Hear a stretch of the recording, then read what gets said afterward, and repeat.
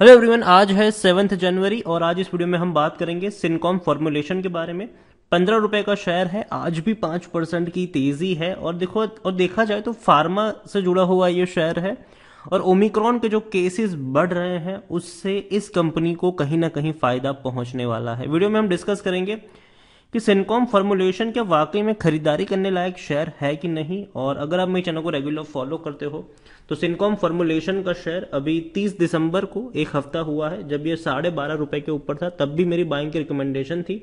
उससे पहले ये 5 रुपए का था 2021 में अप्रैल महीने में, तब भी मेरी बाइंग की रिकमेंडेशन थी। उससे पहले जब 3 रुपए का था पिछले साल 13 मार्च को मैंने वीडियो बनाया था, तब भी खरीदारी की रिकमेंडेशन थी। और इतना ही नहीं, जनवरी में जब ये 3.5 के आसपास था तब भी खरीदने की रिकमेंडेशन थी। और जब ये पेनी स्टॉक था 1 रुपए, हालांकि पेनी स्टॉक था ही कब से ही था, 2019 में 1 रुपए 16 पैसे का था तब भी खरीदारी की रिकमेंडेशन थी। और 2018 में जब ये 1 रुपए से भी कम 89 पैसे का था तब भी यहां पर बाइंग की रिकमेंडेशन थी। और अब ये आग बन चुका है, विस्फोट हो चुका है इसमें। तो बात करना बनता है कि यहां से अब क्या करे, प्रॉफिट लेना सही रहेगा या यहां पर बने रहना चाहिए। तो वीडियो को शुरू करूं उससे पहले अगर आपने अभी तक चैनल को सब्सक्राइब नहीं किया है तो प्लीज अभी इसे सब्सक्राइब कर लीजिए, क्योंकि आगे भी बहुत सारे वीडियोस हैं जो आपको काफी ज्यादा हेल्प करेंगे। तो चलिए शुरू करते हैं। तो सिनकॉम फॉर्मुलेशन 15 रुपए 40 पैसे का शेयर है और एक महीने में अगर हम देखें तो पिछले एक महीने में इस कंपनी के शेयर में 59% का ग्रोथ है। 9 रुपए का जब शेयर था भैया आग लगी है, भाग रहा है ये ओमिक्रॉन के बढ़ते केसों की वजह से। लेकिन पिछले एक साल में देखें तो ये आग लंबे समय से लगी हुई है। पिछले एक साल में सिनकॉम फॉर्मुलेशन में 305% का ग्रोथ है। लेकिन अब चार्ट को ऑब्जर्व करना सीखिए। 3 रुपए का शेयर था, ऐसे ही रफ्तार बनी, फिर थोड़ा सा करेक्ट हुआ, फिर तेजी आई, ठीक है, दोबारा करेक्ट हुआ, अब फिर से तेजी बनी है। और इवन 3 साल का भी अगर आप ग्राफ देखेंगे तो कंपनी में ग्रोथ ही ग्रोथ देखने को मिल रही है। 1600% का ग्रोथ है। 48 पैसे का शेयर था, तो रफ्तार आई गिरावट आई, रफ्तार आई गिरावट आई, रफ्तार आई गिरावट आई। देखिए पिछले 3 साल मतलब 2-2.5 सालों से सिनकॉम फॉर्मुलेशन के ऊपर मैं वीडियो बना रहा हूं और हर में मेरी खरीदारी की रिकमेंडेशन इसीलिए भी थी यहां पर, क्योंकि देखिए हमेशा होता है कि जब भी कोई पैनी स्टॉक होता है ना, या तो भैया कंपनी नुकसान कर रही होती है, या तो प्रमोटर वहां से भाग रहे होते हैं, या तो भैया कोई पछड़े में पड़ी होती है कंपनी। लेकिन सिनकॉम एक लौती ऐसी कंपनी थी, हालांकि और भी कई सारी थी, ट्राइडेंट भी थी।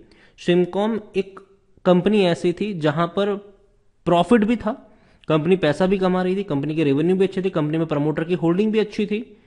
हालांकि रेवेन्यू थोड़े से कम थे लेकिन फिर भी यार अच्छे रेवेन्यू थे, बाकी पैनी स्टॉक की तरह कंपनी लॉस नहीं कर रही थी। तो इसीलिए मुझे ये अच्छा लगा था। और इवन अगर आप मेरे चैनल को रेगुलर फॉलो कर रहे हो तो पिछले 2 सालों में मैंने ज्यादा नहीं लेकिन 3-4 पेनी स्टॉक ही रिकमेंड किए थे, जिसमें से एक सिनकॉम एक था, एक ट्राइडेंट था, एक टाटा टेली सर्विस था और एक आलोक इंडस्ट्रीज था।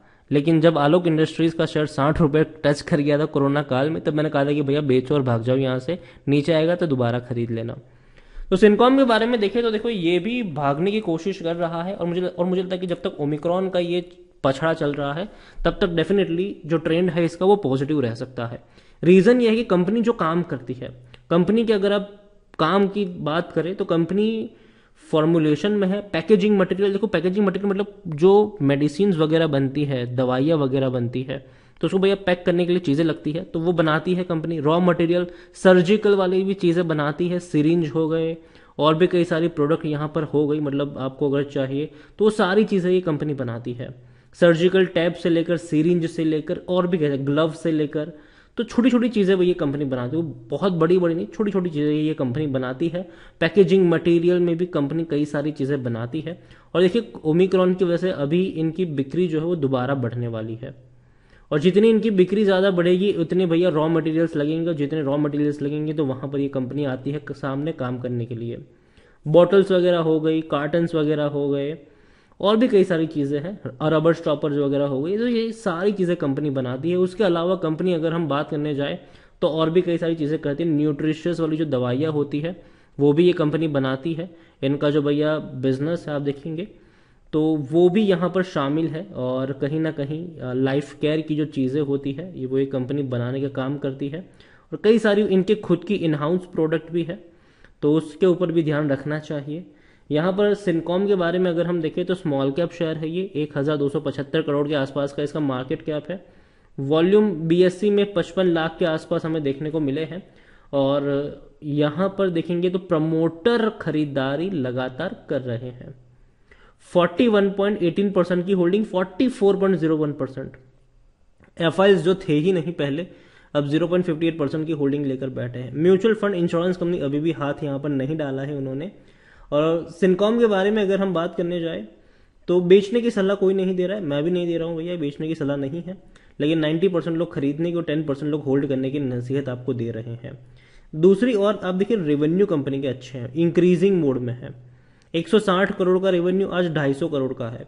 और प्रॉफिट्स भी भैया बहुत हद तक इंक्रीज हुए, 8 करोड़ का प्रॉफिट आज 30 करोड़ पर पहुंच चुका है और 2022 में ये और बढ़ेगा। यहां पर अभी अगर देखें तो अब ये महंगा हो रहा है। 15 रुपए क्रॉस करने के बाद अब इसका जो पी रेशियो है वो 41 पे जा चुका है, जबकि सेक्टर पी 39 है। तो कह सकते हैं कि आसपास ही है। लेकिन अगर ये शेयर थोड़ा और ऊपर चला गया तो भैया बहुत महंगा हो जाएगा। और किसी भी पेनी स्टॉक के लिए सेक्टर पी से ज्यादा का पी होना अच्छे संकेत नहीं होते हैं।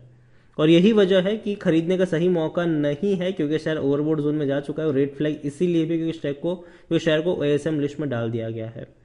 देखिए सिनकॉम को लेकर मैं एक चीज कहना चाहूंगा कि इसके चार्ट को अगर आप ऑब्जर्व करोगे तो हर बड़ी गिरावट के बाद ये शेयर 30-40% करेक्ट हुआ है, फिर रफ्तार भरी है, फिर करेक्ट हुआ है।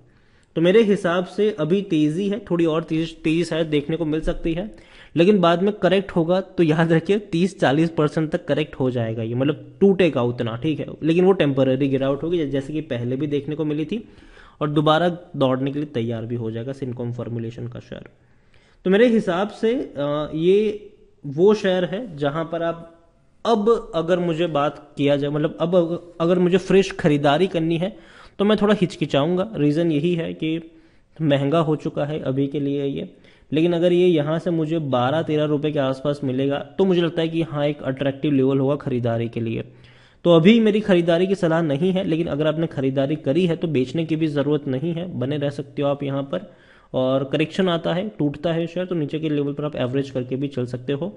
सिनकॉम फॉर्मुलेशन कंपनी प्रॉफिट में है, प्रमोटर अपनी स्टेक को यहाँ पर बढ़ा रहे हैं और रिजल्ट्स भी आने वाले हैं दिसंबर के, तो उसके ऊपर भी यहाँ पर नज़र ज़रूर रहेगी कि कैसे रिजल्ट्स, शेयर होल्डिंग पैटर्न भी आनी बाकी है कि भैया बाकी बड़े प्लेयर्स ने क्या एंट्री करी है कि नहीं, तो वो भी देखना यहाँ पर रहेगा।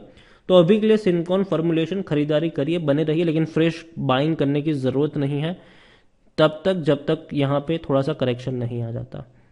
तो वीडियो को यहीं पे एंड करूंगा। पसंद आया हो तो लाइक करो, शेयर करो, चैनल वगैरह पहली बार आए तो प्लीज़ सब्सक्राइब करें। और सिनकॉम फॉर्मुलेशन के बारे में आप क्या सोचते हैं वो भी आप मुझे कमेंट में लिखकर बता सकते हैं। Thank you.